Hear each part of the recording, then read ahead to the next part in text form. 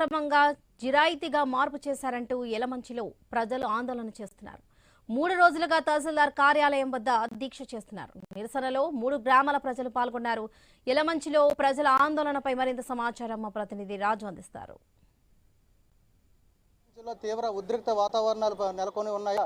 ఈ యలమంచిలి తహసీల్దార్ కార్యాలయం ద్వారా ఏర్పాటు చేసినటువంటి దీక్షా శిబిరం ఏదైతే ఉందో ఆ శిబిరంలో పాల్గొన్నటువంటి యువకుల ఆరోగ్యం క్షీణిస్తున్న నేపథ్యంలో వైద్యులు కూడా ఇక్కడికి వచ్చి సహాయం చేస్తున్న పరిస్థితి ఇక్కడ మనం ఇక్కడైతే దీక్ష చేస్తూ 3 రోజులుగా దీక్ష చేస్తున్నారు. ఏదైతే పెద్దపల్లి, మంత్రిపాలెం, గొల్లలపాలెం ఈ 3 గ్రామాలకి సంబంధించినటువంటి 3.7 ఎకరాల పోరంబోకు భూమిని అయితే ప్రభుత్వం అధికారులు దాన్ని జిరాయితీగా మార్చి గ్రామ ప్రజలకైతే అన్యాయం చేస్తున్నారని చెప్పి కూడా వీళ్ళైతే దీక్షకు దిగడం జరిగింది. ఇందులో యలమంచిలి మున్సిపల్ బీజేపీ అధ్యక్షులు శివ తో పాటు మరికొంతమంది యువకులు కూడా ఇక్కడైతే దీక్ష చేస్తున్నారు. మరోవైపు ఆరోగ్యం క్షీణిస్తున్నప్పటికీ కూడా ఎలాంటి పరిస్థితుల్లో దీక్ష విరమించేది లేదంటూ కూడా భీష్మించుకొని కూర్చొని ఇప్పటికే స్థానిక ఎమ్మెల్యే కూడా వాళ్ళతో ఫోన్లో మాట్లాడడం జరిగింది. స్థానిక అధికారులు కూడా రావడం జరిగింది. అయితే కలెక్టర్ వచ్చి దానికి సంబంధించి వివరణ ఇస్తే తప్పితే ఇక్కడి నుంచి కదలమంటూ కూడా వీళ్ళైతే దీక్ష చేస్తున్న పరిస్థితి కనిపిస్తుంది. మరి దీనికి సంబంధించి కూడా వాళ్ళ మాటలు తెలుసుకునే ప్రయత్నం చేద్దాం. చెప్పండి, అసలు మీ దీక్షకు ప్రధాన కారణం ఏంటి, మీ సమస్య ఏంటి? మా ఊర్లో చెరువు భూమి ఉందండి. చెరువు భూములు 12 ఎకరాలు 49 సెంట్లు మధ్యలోనండి జిరాయితీ వచ్చిందంటండి. మరి ఎంఆర్ఓ ఆఫీస్ వాళ్ళకి ఎలా వచ్చిందో మాకు తెలియదు. ఇప్పటి వరకు చాలామంది ఎంఆర్ఓలు తెలుసు మాకు, కానీ ఏ ఎంఆర్ఓ గారు కూడా ఇలాగా చెరువు భూమి ఉందని చెప్పి అందరూ చెరువు భూమి అని ఇచ్చేదారు తప్ప ఎవరు జిరాయితీ ఉందని అనలేదండి. ఈ స్థానిక ఎంఆర్ఓ గారు ఇప్పుడు ఏ ఎంఆర్ఓ అయితే ఉన్నారో వరహాలరావు గారు, ఆయన మాత్రం ఇది మీ భూమి కాదు, ఇది నమ్మప్పలరాజుది అని చెప్పేసి ఇది జిరాయితీ భూమి అని చెప్పేసి మమ్మల్ని అంటున్నాడండి. అలాగని మేము వెళ్ళలేని దగ్గరికి లేదండి. ఆ కలెక్టర్ ఆఫీస్కి ఎన్నోసార్లు వెళ్ళామండి, ఎన్నో అర్జీలు పెట్టుకున్నాం. అలాగే సీఎం గారి ఆఫీస్కి వెళ్ళామండి, అర్జీ పెట్టుకున్నాం. డిఎస్పీ మన డిప్యూటీ సీఎం గారు ఆఫీస్కి వెళ్ళామంటే అక్కడ అర్జీ పెట్టుకున్నాం. ఇంకా మేము అన్ని దగ్గరికి వెళ్ళామండి. ఒకటి మాకు ఒక పీఎం గారు, గవర్నర్ గారు తప్ప అన్ని దగ్గర మేము పెట్టుకున్నామండి. కానీ మాకు ఏంటంటే 22 ఏళ్ళండి రిమూవ్ చేశారండి ఈ గవర్నమెంట్ వచ్చిన తర్వాత.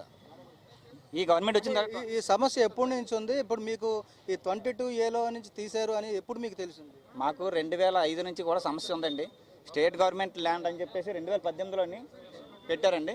2018లో పెట్టారండి కలెక్టర్ గారు, స్టేట్ గవర్నమెంట్ ల్యాండ్ అని చెప్పేసి 22Aలో పెట్టిన భూమిని ఈ మధ్య ఈ వరహాలరావు గారి రిపోర్ట్ తోటి ఒక 5 నెలల క్రితం అండి 2010 తొలగించారని చెప్పేసి లెటర్లు ఇచ్చారండి. అతను హక్కు ఎవరో తెలియదు, మాకు తెలియదు. 2008లో కొనుక్కున్నాను అంటున్నాడు. 2008లో కొనుక్కున్నాడు. అయితే ఈ 17 సంవత్సరాలు ఏం చేశాడండి? 18 సంవత్సరాలు. మాకు ఈ మధ్య వచ్చి నాకు జిరాయితీ అయిపోయిందని చెప్పేసి వస్తున్నాడండి. మాకు ఏదేమైనా సరే మాకు 22Aలో మళ్ళీ చేర్పించి ఇప్పుడు ఎవరి పేరుని ఇప్పుడు జిరాయితీగా మారింది? ఆయనకే మీ గ్రామాలకి ఉన్నటువంటి సంబంధం ఏంటి అసలు? మాకు తెలియదండి అతను ఎవరు అసలు. ఇప్పుడు వచ్చి మాకు తెలియదండి. జిరాయితీ కింద మార్చారండి, నమ్మ అప్పలరాజు అండి జిరాయితీ కింద మార్చారని చెప్పేసి అన్నారండి. అదండి ఇప్పుడు మాకు 22Aలో మళ్ళీ చేర్పించిన దాకా మేము ఇలా ఇక్కడే ఉంటామండి, ప్రాణ త్యాగానికనే. ఉదయం నుంచి కూడా మీకు అయితే అధికారులు అయితే మాట్లాడుతున్నారు. ఇక్కడ డిఎస్పీ కావచ్చు, తహసీల్దార్ కావచ్చు, ఆర్డీఓ వీళ్ళందరూ కూడా మీతో మాట్లాడారు కదా, ఏం హామీ ఇస్తున్నారు? దానికి మీరేం చేస్తారు? మాతో ఏ అధికారి మాట్లాడలేదండి. మాతో అయితే మా గ్రామస్తులతో పిలిచి మాట్లాడారు. బట్ మేమైతే 22Aలో మళ్ళీ చేర్పించిన దాకా మేము ఇక్కడి నుంచి కదిలేదు లేదండి. ఏదైతే గవర్నమెంట్ ల్యాండ్ ఉందో అది 22Aలో పెట్టిన దాకా మేము ఇక్కడే ఉంటామండి. మేమేమి ఆస్తులు ఇమ్మని అడగలేదు, ఏమమ్మని అడగలేదు. మాకు ఓన్లీ మాకు ఏమన్నా స్పెషల్గా ఏమనట్లేదండి. ఇంతవరకు ఆ భూమిని ఎవరు ఎంజాయ్ చేసేవారా లేదా ఖాళీగా ఉండేదా? దేనికి ఉపయోగించేవారు ఆ భూమిని? మా ఆట స్థలంగా ఉండేదండి. మా ఊర్లో 10th క్లాస్ కూడా ఇచ్చారండి. పిల్లలకి అందరికీ ఏం అవ్వాలో తెలియదండి. అది కానీ లేకపోతే మొత్తం 3 ఎకరాలు 3 ఎకరాలు 73 సెంట్లు అండి.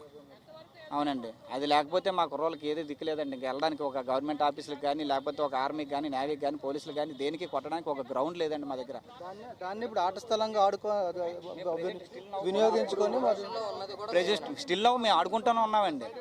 కానీ ఈ మధ్యకాలంలో పోలీసులు వచ్చి ఎలా వచ్చి జిరాయితీ అయిపోయింది, అదే అయిపోయింది అని చెప్తున్నారండి. మరి ఇది ఎంతవరకు వాస్తవం మాకు తెలియదు. ఎందుకు ఇలా చేశారో తెలియట్లేదు. మాకు ఎంత అన్యాయం ఎందుకు చేశారో తెలియట్లేదు. కలెక్టర్ గారు, ఎంఆర్ఓ గారు కలిపి. మీరు చెప్పండి. ఆ 3 ఎకరాలు 73 సెంట్లు కూడా సార్ మా చిన్నప్పటి నుంచి కూడా మా తెలిసిన దగ్గర నుంచి కూడా మేము అందులోని క్రికెట్ అవనాయండి, రన్నింగ్ అవనాయండి. అలాగే మాకు 1వ తరగతి నుంచి 10th వరకు కూడా స్కూల్ కూడా ఉంది సార్ మా ఊళ్ళో.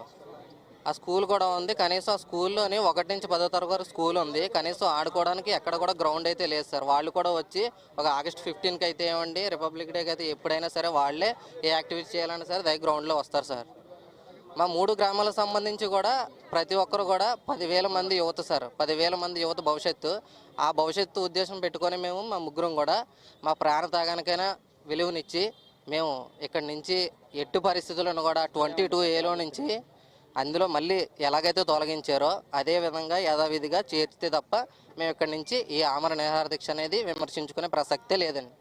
ఇది మొత్తంగా చూసుకుంటే ఏదైతే ఎలమంచిలో ఉన్నటువంటి తీవ్ర ఉద్రిక్త పరిస్థితులకి ప్రధాన కారణమైనటువంటి ఆ 3 గ్రామాల మధ్యలో ఉన్నటువంటి 3.70 ఎకరాల స్థలం ఏదైతే ఉందో అది పూర్తిగా గ్రామస్తులకి అయితే వినియోగంలో ఉంది. వాళ్ళకి కాంపిటేటివ్ ఎగ్జామ్స్ కావచ్చు, ఇతరత్ర శారీరక శ్రమకు సంబంధించి కూడా ఆటపాటలకు స్థలం అయితే వాళ్ళకి వినియోగంలో ఉంది. కాబట్టి ఆ స్థలాన్ని ఎప్పుడు, ఎందుకు, ఎలాగ, ఎవరికి మార్చారో తెలియకుండా మార్చడం పట్ల అయితే తీవ్ర ఆగ్రహం వ్యక్తం చేస్తున్నారు. ఈ 3 గ్రామాలకు సంబంధించిన ప్రజలందరూ కూడా ఇక్కడికి వచ్చి అయితే ఆందోళన చేస్తున్న నేపథ్యంలో తక్షణమే ఆ ప్రాంతాన్ని అయితే తిరిగి 22Aలో చేర్చాలని కూడా డిమాండ్ చేస్తున్నారు. దీనికి సంబంధించి ప్రాణ త్యాగానికైనా సిద్ధమని చెప్పి ఆ గ్రామాలకు చెందినటువంటి యువకులు కూడా ఆందోళన చేస్తున్న పరిస్థితి. వీళ్ళకి స్థానిక నాయకులు కూడా పూర్తిగా